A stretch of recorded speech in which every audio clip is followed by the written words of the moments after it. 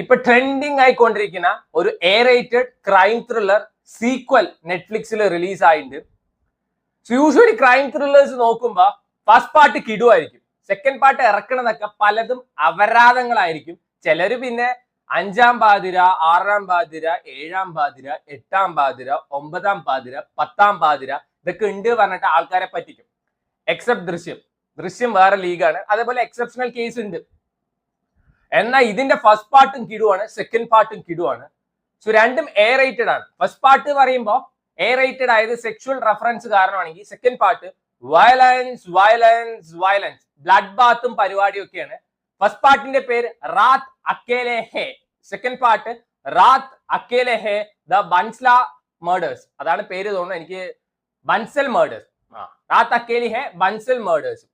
So നമ്മുടെ നവാസുദ്ദീൻ സിദ്ദിഖി അതേപോലെ തന്നെ രാധിക ആപ്തേക്ക് അഭിനയിച്ച പടമാണ്. ഇതിന്റെ ഫസ്റ്റ് പാർട്ട് കാണണമെന്നില്ല, ഡയറക്റ്റ് ആയിട്ട് പോയിട്ട് ഇതിന്റെ സെക്കൻഡ് പാർട്ട് നമുക്ക് കാണാം, ഒരു പ്രശ്നവുമില്ല. കാരണം ഇത് സ്റ്റാൻഡ് അലോൺ സീക്വൽ ആണ്. പക്ഷേ ഇതിൽ നവാസുദ്ദീൻ സിദ്ദിഖിയുടെ ഒരു ക്യാരക്ടർ ഉണ്ട്, ജട്ടിൽ യാദവ്, ഇൻസ്പെക്ടർ ആണ്.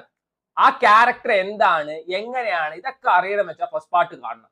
കിട്ടു ക്യാരക്ടറാണ്. ആൾക്ക് 10, 45, 50 വയസ്സായി, കല്യാണമൊന്നും കഴിഞ്ഞിട്ടില്ല, നേരെ ഫെയർ ആൻഡ് ലവ്ലി ഇട്ടിട്ടൊക്കെ നടക്കുക. പക്ഷെ ഡ്യൂട്ടി എന്ന് പറഞ്ഞു കഴിഞ്ഞാൽ അങ്ങേര് ഏത് MLA ഏത് MP എന്തെങ്കിലും പറഞ്ഞാൽ പോടാ പുല്ലേ പറഞ്ഞിട്ട് അങ്ങേര് പോകും. കിടുവാണ്. ഈ രണ്ട് സിനിമയും സ്ലോ പേസ്ഡ് ത്രില്ലേഴ്സ് ആണ്. പക്ഷെ നമ്മളെ ഹുക്ക് ചെയ്ത് ഇരുത്താനുള്ള എന്തെങ്കിലുമൊക്കെ എലമെന്റ്സ് ഉണ്ട് ഇതിൽ. ടുവേർഡ്സ് ക്ലൈമാക്സ് ഒരൊറ്റ മനുഷ്യൻ